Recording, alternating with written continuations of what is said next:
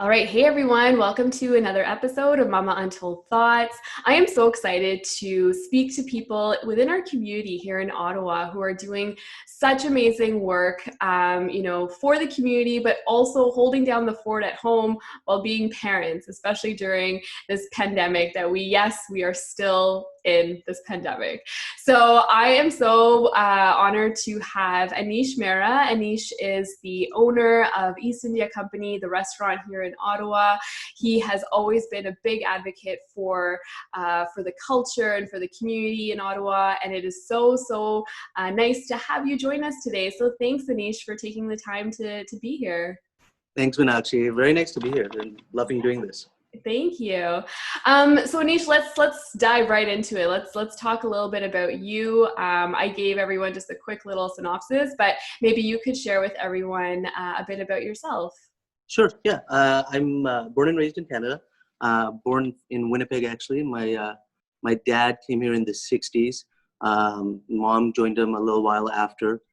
Dad was an engineer by schooling, but just didn't care for it, and somehow got into the restaurant business in Winnipeg. Yeah. He opened the first ever Indian restaurant in Winnipeg in the '60s, but it closed soon after. People just weren't ready for Indian food back then. But then he sort of reworked it, and he would make it a deli in the mornings to service like medical students, things like that. And then at night, it would be an Indian restaurant. And so, back then a busy night for him would be 2 customers, and he'd be like super excited. Actually, that's kind of a busy night for us during the pandemic too. Yeah. But he did that, and then as the years went on, it sort of became less and less deli and more Indian restaurant. And then when my elder brother, myself, and my younger sister and younger brother started growing up, we all sort of took part in the restaurant. We loved it. It's a great industry to be in. It's a cool environment. Some of those stories of seeing friends and parties and things like that, and every day is a party. Part of it is true. There is how do I put it, like an energy that comes from working in a restaurant. So I've fallen in love with that and joined the business. When I joined, my older brother was already working at the Winnipeg one, and we knew we wanted to expand. And so Dad started looking at other cities, and just by chance, he came to Ottawa when the location we're in the downtown location just came up for lease. Like, it was perfect timing. Yeah. And so, when Ottawa is a similar size to Winnipeg, similar feel, the government sort of, shelters us from boom and bust. Yeah. And so we took it, and then I moved to Ottawa in 2002, and I've been here ever since. And Ottawa's been great to me. We've opened 2 restaurants here. We've got the sauce line. I met my wife here. We now have 3 kids. Yeah. You say that with like. I have 3 real kids and 2 restaurants, so Yeah. 5 kids in total. But it's been great. I love it. Yeah, no, that's amazing to hear. And actually, I didn't even know some of that history as well. So it's really nice to hear that. And it's also exciting that you met your wife here in Ottawa and that you have 3 kids. And how has that been, like the juggling of starting a family to also, I guess, ultimately like starting a business in Ottawa? Yeah, I will say one thing about meeting my wife. So we both actually went to school at the University of Guelph. Okay. And we were in different programs, didn't know each other at all. We had some similar friends. And then I was working I finished university, came to Ottawa, started working. I was here about 2 years, I believe. Yeah. And one day I went to the pharmacy around the corner to pick something up. And she was in there by chance as well. And I saw her, and I was sort of like looking at her, kind of recognized her, but I didn't know from where. I thought maybe from the restaurant, because you meet so many people. Yeah. And I go up to her and I go, "Oh, do I know you from somewhere?" And I don't think my wife's eyes could have rolled back any further upon hearing that, "Do I know you from somewhere?" line. But I really meant it. And then we just chatted and made the connection of Guelph. And she was here doing Teachers College. She's from Brampton. And, at first we tried meeting up, but because of the industry I'm in, I was always like, "Oh, can you meet for brunch on Saturday or like late night on a Thursday?" And she's like, "Who's this weird guy?" Yeah. And then finally we made it click, and now we're about to celebrate, I think, 13-year anniversary next week, and in a few years beyond that. And and like you were saying, and then 3 kids, and just amazing. when you're young, you don't know where your life's going to go. And I definitely didn't envision 2 restaurants, 3 kids, and everything else going on. But Yeah. it's all good, Yeah. and my my youngest right now is 3, and every day with him is like pure energy. My Oh, eldest is 10, and he's amazing. And it's nice seeing, that he's getting to that age when you can start to see the person they're becoming, yeah. right? Yeah. Which is really nice. And my daughter, she's 8, and I don't know where 8 years has gone with her, I right? know. Yeah, It's so true. I mean, I have a 3.5-year-old, so I get that age where it's like go, go, go. They just want your attention all the time. I actually remember, I think it was at one of the festival launch events, and I remember seeing your little one, and I had my little one, and I was like, oh, this is so cute, and just seeing us like community members and the next generation that's coming about and what they're going to do for the South Asian community as well. yeah. So how I always like I'm so curious, like, is there a secret recipe, and I say recipe, no pun intended, because you're you are the owner of a restaurant. But is there a secret recipe to, like, balancing work and life? Because I'm always very intrigued on how people do it, and I often get asked that question too, and my response is always, I don't know, I just do it, right? I just Yeah. kind of make it happen and do it. But is there a secret recipe, Anish? So, maybe I should preface by saying, maybe my wife would say I'm still not work-life balanced, Yeah. right? But yeah, it takes effort. You know Yeah. what? Just like anything, I would say you have to be cognizant of what's going on, and then you have to put effort into it. So, Mhm. in particular, when I first started seeing my wife, just dating, I was still probably putting in 6 to 7 full days a week. Like that was that, and that's the nature of the restaurant business. If someone, one reality of the restaurant business is if you're going to be in it, you have to be in it. So you Yeah. have to be here when the customers are here, and that's often when you're supposed to be enjoying things. Like New Year's Eve is a work night, right? Yeah. Christmas is a work time, right? Yeah. So it is a little bit difficult at times, but I sort of keep it in mind. And I've been really strict over the years about, okay, I take a few nights a week off. Those are my nights. I take weekends off. That's my time off. I have to spend that with my wife and kids. Mhm. If I can't do that, I try, like if something happens, we have a wedding or something, I make sure I make up for that time elsewhere, because if I'm not doing it, um, you know, the kids are going to grow up without me. And Yeah. it happens really, really quick, right? Like I said, my eldest is 10, my daughter's 8, and 8 and 10, I don't know where those years have gone. Like I can remember, like you said, meeting you with Yeah. our kids when they're young at events. I remember my youngest running around in the restaurant, and it's so strange now to see him, just want to sit in a corner with a book. Yeah. Dad, don't do this to me. Yeah. I'm like, when did this happen? I When did I stop know. being able to just tickle you or jump, Yeah. give you a noogie? And Yeah. Dad, that's not cool anymore. Stop, Dad. So Oh man, I know, yeah, it's so important to cherish these times when they're little, when they actually want to hold your hand and they want to cuddle you and they want to play with you, right? yeah, But it's hard too, right? Like as parents, we kind of play multiple roles, right? We play a parent role, and then we play an entrepreneur role. We play, a working mom, a working dad role. And I'm also like, I love talking to dads, Anish, too, because I find in our community and sometimes in our culture, we don't necessarily ask dads like how their experience with fatherhood has been, and how their maybe their struggles or challenges that they've encountered. Because yes, we talk to our moms, and we have our our women network, and we always reach out to these women to get the advice and get the insight on like raising kids. But does this happen within dads? Like, do you find that there's that conversation that kind of sparks? maybe more now than in the past. Like even my, there's 4 years between my elder brother and myself, Mhm. and but he had his kids much earlier. He had his kids in his early 20s, right? Um, but it felt like when I talked to him, it was a different time Yeah. of raising kids, and you know I will say maybe for some non-North American cultures, raising or fatherhood is different than fatherhood as it is today, right? So like when I was changing diapers or doing things with kids, my mom would be like, "Oh, why are you doing that?" Such. My elder brother never did that, and I was like, "Why not?" Yeah. And it's sort of weird talking about that. And Sach too, I'm sure he changed diapers. You know how moms always, my son would never. Yeah.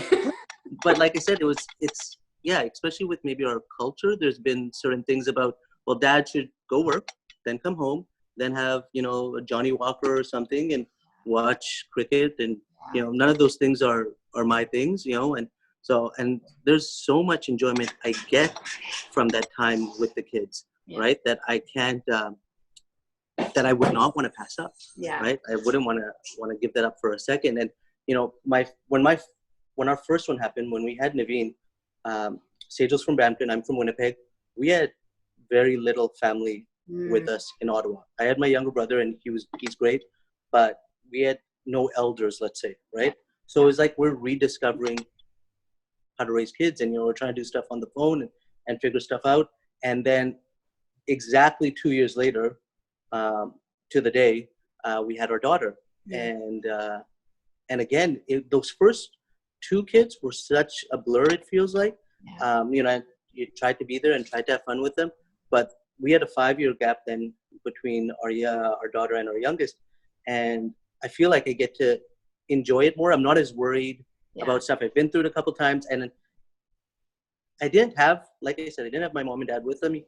We didn't have Sejal's mom and dad with us for the first two. So we were really just always like on, right? You know what I mean? Yeah. And now that we've been through it a few times, the tension's down. I get to enjoy it a lot more. And, for the, I want to say it's rare now, but for the few people out there, the few guys out there that aren't actively involved, it blows my mind when I do see it. Like there is enjoyment. There's so much fun in raising your kids and the interactions you have with them. And being in this industry, you see how people interact with their families. Like, it's strange. People sometimes don't think waiters are around. Like, we become invisible, right? Or restaurant staff, we become invisible to them. But you'll see how they interact with their wives and their kids and their parents. And yeah, there's some people, they come and they're just completely like, no, just narrow. I'm with the men sit at one table, the ladies sit at one table, and that's a different universe. Ladies and kids at one table. I don't even want to know about what's going on over there. So it's weird, but yeah, fatherhood's been great in my opinion. Yeah, it's the best part of my life going on right now. Absolutely. For sure. Yeah. And you make so many, there's so many good points that you've highlighted, just in your response there.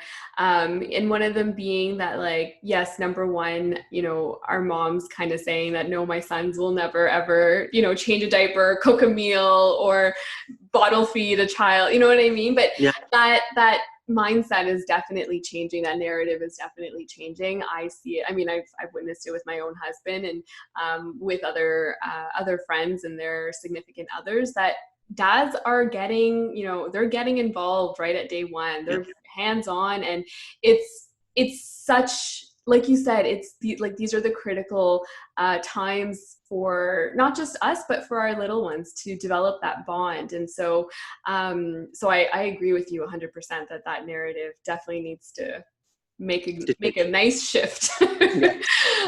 Because we need to do a better job with, even when we raise our sons now in this, us being this generation with little kids and raising, little boys and girls, we have to share that with them, that it's okay to be involved in the kitchen. It's okay to, it's okay if you want to wear a colored, pink, the color pink. It's okay to, all these societal kind of norms, it's okay to break them down, because there's nothing that tells us that girls should be one way and boys should be one way. So sure, I agree with you 100%.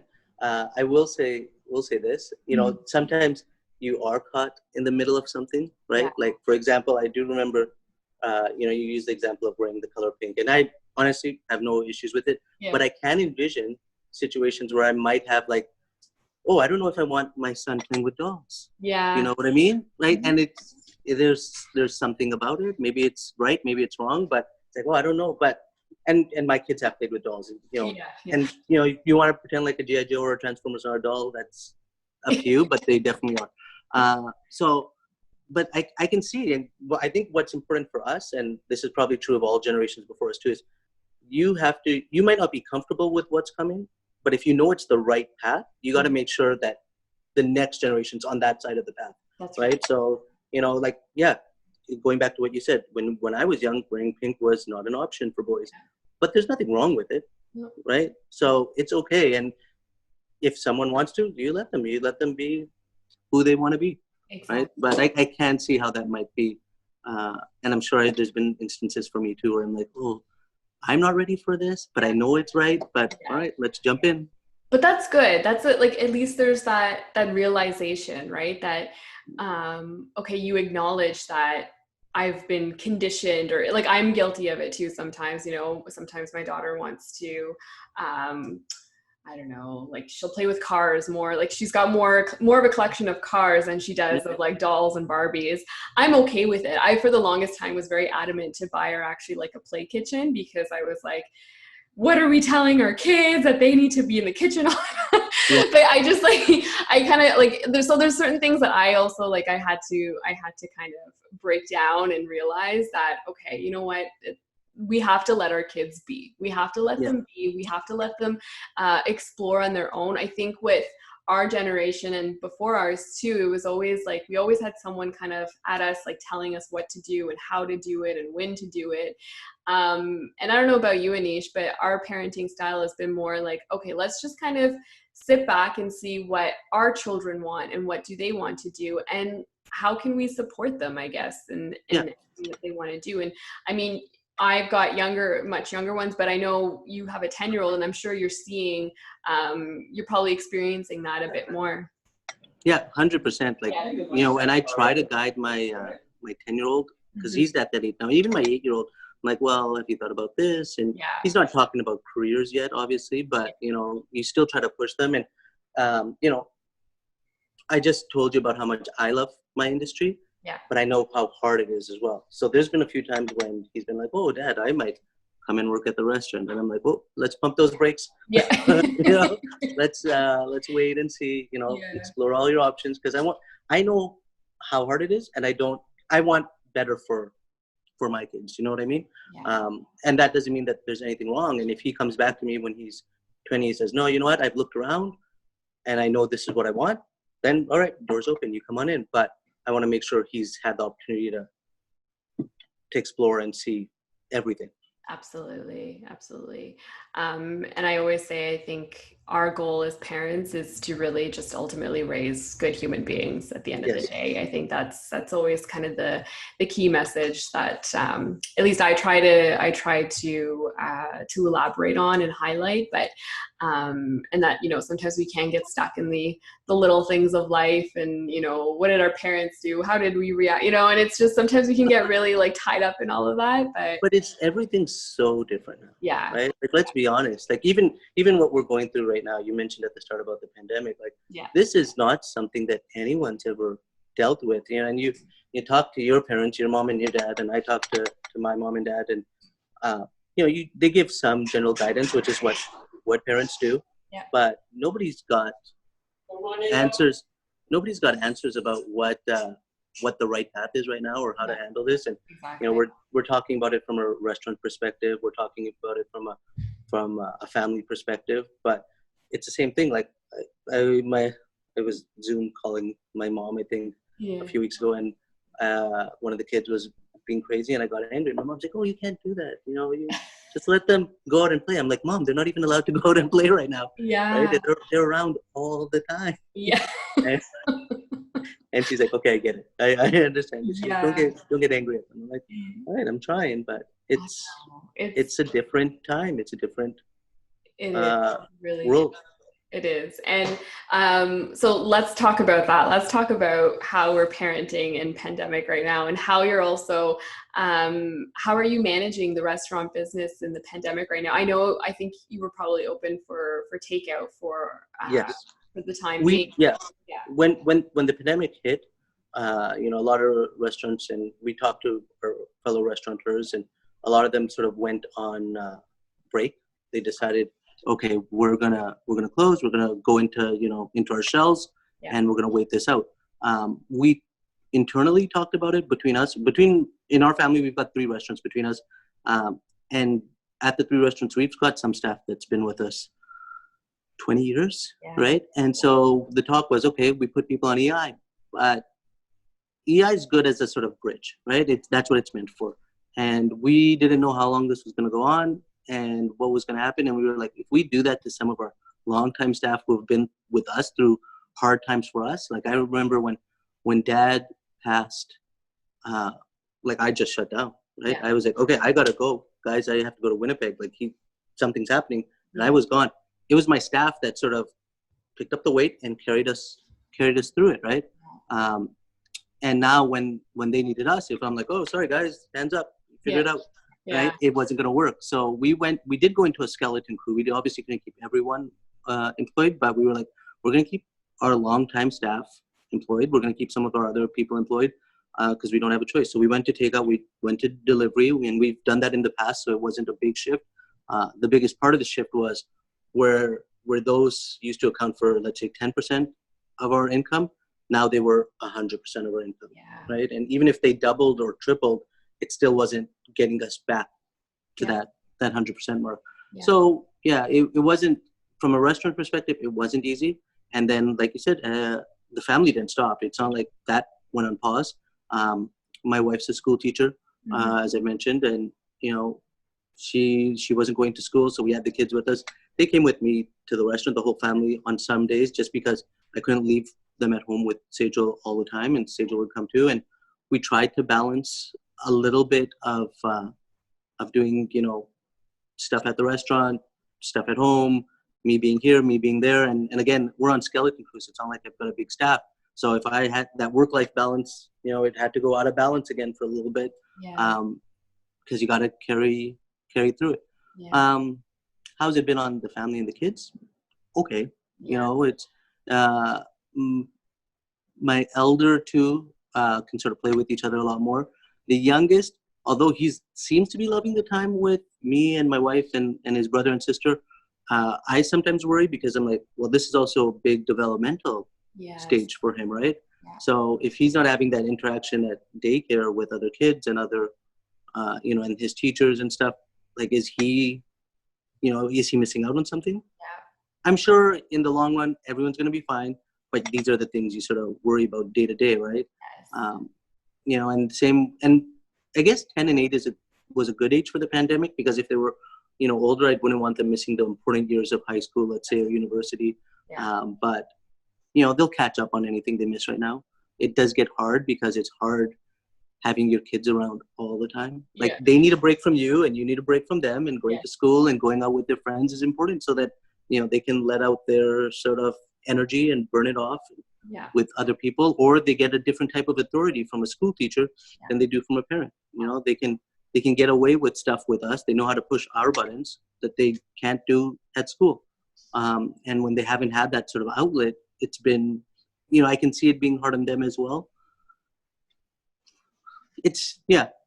And all things considered, this pandemic's not been as bad as it could have been. It's not ideal, but it's not ideal, right? Like, when you think about the people the virus could have affected or so forth, I just thank God that it's not targeting children, right? You know what I mean? Like, it hasn't been something where people have to be worried about their kids on a minute-to-minute basis. So, like I said, all things considered, it's not as bad as it could have been, but it hasn't been ideal.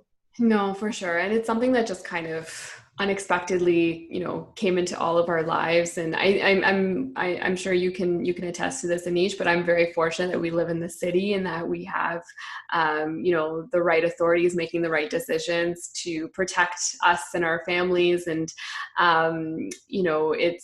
I worry about the same thing about, how are my kids going to be when they go back into whatever that normalcy might be, because I have a 3.5-year-old and I have an 8-month-old as well. And that poor 8-month-old has been in isolation for more than her life, right? So she hasn't seen anyone. She hasn't, There's other kids in the world. Yeah. yeah, you know what Yeah. I like. And when she does see people, like she saw, my parents and my brother, for the first time after we opened up our bubble a little bit, she was just like in awe. Like she was just like, who are all these people, right? So I'm sure it is, there might be some implications to all of this, but I think again, like if we as a society and we as a community can really, help them integrate back into whatever that normalcy might be, then hopefully it'll be seamless, and hopefully that our kids will not be too affected by all of this. I don't know about your 3-year-old, but mine continuously associates everything to the virus. If I say, oh, we can't do this, she'll say, is it because of the virus? And I Yeah. said, no, not everything is because of the virus, but they're so little and they're trying to understand too, and it's just We sometimes it's heartbreaking. we call it for our 3-year-old. Like Yeah. the older ones call it the virus or coronavirus, but our 3-year-old calls it the cough. Oh, okay. Right? And so it's like, oh, we now we're getting out again, so we'll walk through a park and be like, can I go play on structure? And I'll be like, oh no. He goes, because of cough. I'm like, yeah, because of the cough, right? Or we can't go to so and so's house. And you mentioned opening up the bubble. Yeah. We just recently were able to have Sajal's mom, who moved to Ottawa a couple of years back, come for a visit, the first one in a while, right? And it was more for her safety than ours, right? We were just worried with 3 kids and me working in a restaurant, like we wouldn't want to get her sick, right? Absolutely. But we were finally able to be like, okay, you know what? Things seem okay. Let's start having you come over more. Yeah.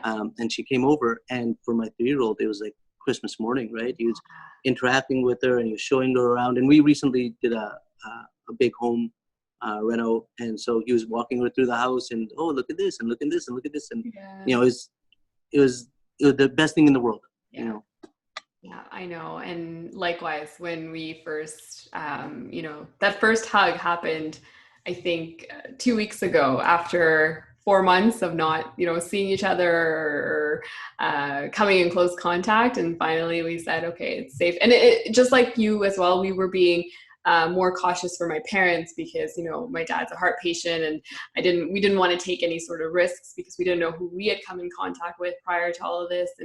And so, but just seeing that first hug was just very, it hits you at your, at your core, because it's just like, oh, what is this reality that we're living in right now? And or seeing how happy they are. yeah, right? Just to have their grandparents around you, there's a bond there, but when you see them with their grandparents, you see how strong it is, especially after this extended period, right?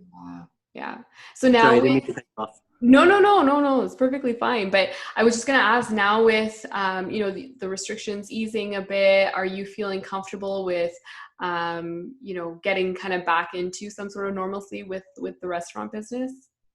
Yeah, like we're ready. We've taken a lot of precautions on our ends, and people are still worried, right? Like from what some people are saying, we're still just in the middle or early stages of this thing, because there's going to be a second wave, and who knows what the fall is going to bring, and all that sort of stuff. So we've talked about this internally a bunch of times. So what precautions do we take? What are we wiping down? How often are we wiping down it? What sections of our restaurant do we open? Where do we seat people? How much space? All this sort of stuff. And we've taken precautions for sure, but I feel like there's so many things that are still unknown, right? Like in the news yesterday, I think they're like, oh, well, now it's airborne, and we don't, and it's like, okay, well, all right, and just looking back at the history of everything we've been through with this virus, first it's like, don't wear masks, and it's like, okay, wear masks. Now it's by surface, now it's by air, and it's like, and I get it. I'm not blaming anyone. Like they're figuring this out as best as they can. And in all honesty, my opinion is, if you look at most levels of our government, in particular in Canada, they've done a great job. Yes. Like everyone's hitting home runs, right? I wouldn't want to criticize for a heartbeat. I think they've been really on point for the most part. And even as a business owner, I think they've been really on point. Like the wage subsidy has been helpful. Loan stuff's been helpful. Could there be other things I want? Could there be things that are better? Sure, for sure. But I don't think our government's been, sleeping on the job. No, I think it's been doing a really amazing work. So we're as a business, we're ready. We're sort of cautiously ready. And it's like what the premier was saying. He's like, we're not taking things by dates. We're sort of taking things by stages. And when we think we're ready for the next one, that's when we'll take it. And we're doing the same thing at the restaurant. We've been gearing up for everything. So when we were on takeout and delivery, we were fully geared up for takeout and delivery. As we opened up patios, okay, we opened up our patios. And we're not, people don't see us as like, a patio where you go and drink and so forth, but people come for dining. And the volume on the back patio has sort of given us sort of a good test run to a lot of things. So we've been, figuring out how do we rework, like people know our restaurants as, definitely as a high-end family restaurant, but we've also offered a buffet service for many years. Now we're not going to be doing that when we reopen. We know that. So how do we recreate that experience? So we're doing, we've got our a la carte menu. We're doing thali service, so people can come and get 3 or 4 curries and sort of have like a little mini buffet. And in that way, there's less chance of people cross-contaminating again, right? How do we sort of put people in little mini bubbles within the restaurant? And, it's a learning curve. That's what you're doing. And the one good thing I'll say is what I've noticed is a lot of people have sort of been understanding of that. So if someone comes in and they're like, oh, I think you could do this better, it's not sort of in a accusatory way. It's like, oh, you know what? I see you're doing everything as best as you can, but this might go better that way. And for the most part, if we hear something and it's a good idea, we adopt it.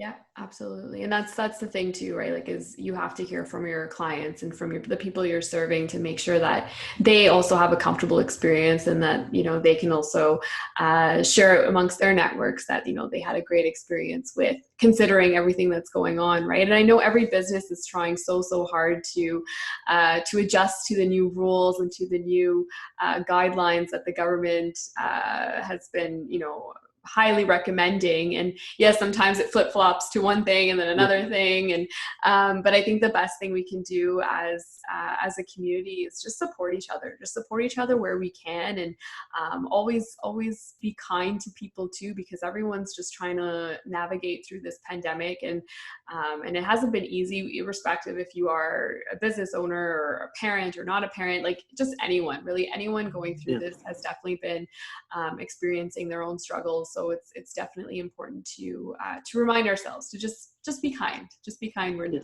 can. It's strange. Sometimes, we all have our, I guess, Facebook feeds or Instagram feeds or whatever, but you sometimes see these videos of people and they'll go into like public spaces and refuse to wear a mask or whatever. And it's like, stops my freedoms. But it's not even about that. It's just about courtesy for others. And who are these people? I don't get it. And I agree with you. Like, if the government says one thing one day and another thing another day, it's because they're still trying to figure it out. I don't suddenly start blaming them. And does that mean some governments aren't, without getting political, doing mistakes? There's some that are actively making mistakes. I don't think the ones up here are. I think we're doing a good job. Yeah, I think, like I said, I feel very fortunate to be living on this side of the border as opposed to the other side, and I'll leave it at that. 100%. Well, Anish, this has been so much fun. I'm so glad that I know we've been like trying to go back and forth to find a time that works for the both of us. And this is just the wild ride of parenting during COVID. But thank you so much for doing this and taking the time and sharing a bit about you and your take on fatherhood, and also being a successful business owner. It's been so great. So thank you. Thank you. It's my pleasure. I did want to mention one thing, and this is for anyone who's got the young kids or is just starting and is watching these videos. Someone told me when I think my son was like 3 or 4, what you have to realize is the days are long, but the years are short. Yes. Right? It goes really quick. So try to make the most of it while you can. Right? Yeah. Really try to enjoy it, even when you're in the thick of it and it feels awful and you're just exhausted. Yeah. You'll look back at it and you'll be like, oh, that felt like, a second ago when it's been 10 years. I know. Mm-hmm. It's so true. It's such a beautiful saying, and it's something that definitely as parents we need to remind ourselves about, because we can get caught up in the, oh my God, when is she going to sleep? Or when is he going to sleep? Or when are we? Yeah, no, there's always those little things. But the key is to remember that this time is very, very precious. So yeah, so thanks for that nice reminder. No problems. It was a pleasure. Thank you very Yeah, much for having me. of course. And we'll chat soon, Anisha. And good luck with everything. Thank you.